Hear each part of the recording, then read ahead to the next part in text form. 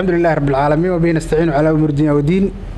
اولا waa salaamantiin saxaafadda madax bannaan ee maanta halkan message fariintan iga qaadaysa shirkan jiraayid. Waxa kale oo salaamaya shacabka Soomaaliland guud iyo dibadba intayna daawan doontana waa salaamaya. Waxaan doonayaa qodobka koowaad inaan maanta ka hadlo baryahan dambe madaxda dhaqanka oo aad moodo sidii siyaasiyiinta inay warbaahinta iska weerarayaan.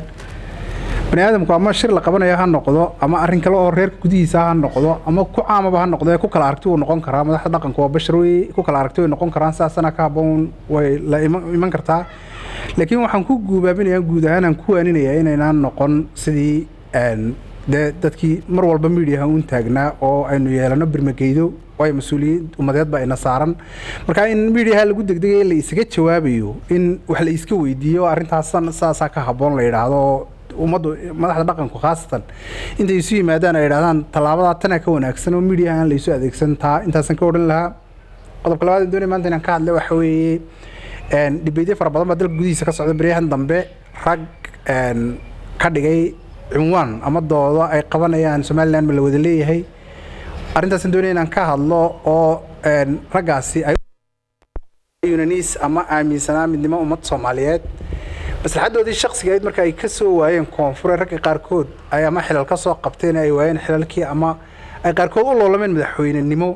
inay halkan ku soo noqdeen oo aad moodo inay arrintii ay fogeynayaan oo ay ka dhigayaan Soomaaliland nimadii ay debate gelinayaan. taa macnaheedu ma aha tabasho ma jirto ummadda reer Soomaaliland gudaheeda wixii ay kala tabanayso inagoo Soomaaliland oo aan dood gelinayn dalka iyo dadka midnimadiisa iyo wada jirkiisa iyo walaalnimadiisa in wixii tabashaa dariiqada ay marto oo ama xukuumad ha noqoto ama xisaab ha noqoto ama wixii naga qabay qaabkeen u toossanayna ha noqoto ama gaar ahaan wixii ay sii tabanayaan beelaha darafyadu ha noqoto in xukuumaduna ay arrintaasi iyana ay wax ka qabashadeeda u diyaar garowdo oo ay u dhagan uglaataan xukuumadda lafteeda oran lahaa. laakiin waxa weeye inaan xayndaabkii ka bixin oo ma la wada leeyaan hadalka gaarsiin in wixii tabashaa laga wada hadlo taasaan qodobkaasaan doonayay aan maanta inaan u sheego ragga waaweyn ee mas'uuliyiinta ah ee arrintaasi hadiye jeer ku dhagan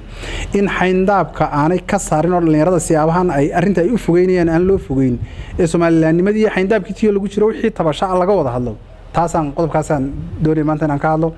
ta ugu dambaysan doonay maanta inaan ka hadlo waxa weeye arrinta Soomaaliya oo aad moodo in la isku keen itixaamay waqti dheer baynu kala maqnayn qarannimadeedii baynu la soo noqonay markii horena waxaynu ahayn laba dal oo midoobay oo dan sida uu arkay shan Soomaaliyeed baadidoon saddexda kalena la baadidoon arrintu ay ahayd tii way socon weyday oo lagu hungoobay burbur fara badan wixii hanti aynu lahayn ku burburtay 50,000 oo qof in ka badanna way inaga dhimatay. arrinta sidaas ee maanta laba dal oo darisa aynu nahay in dawladda Kenya oo runtii garowshiya muujisay oo aan ugu baaqayay in safaarad buuxina waliba Soomaaliland ka furato ashkatida ay Soomaaliya ka geysay halka ayaa waxaan leeyahay Xasan Cali Khayre iyo ninka la yiraahdo Farmaajo war midnimo ummad Soomaaliyeed iyo waxaynu wadaagno oo dawladihii way inaga dhimatay yaana inaga dhimanin Soomaalinimada iyo jaarnimadu. intaas aan ku soo koobaya. Assalaamu calaykum waraxmatullaahi wabarakaatuh.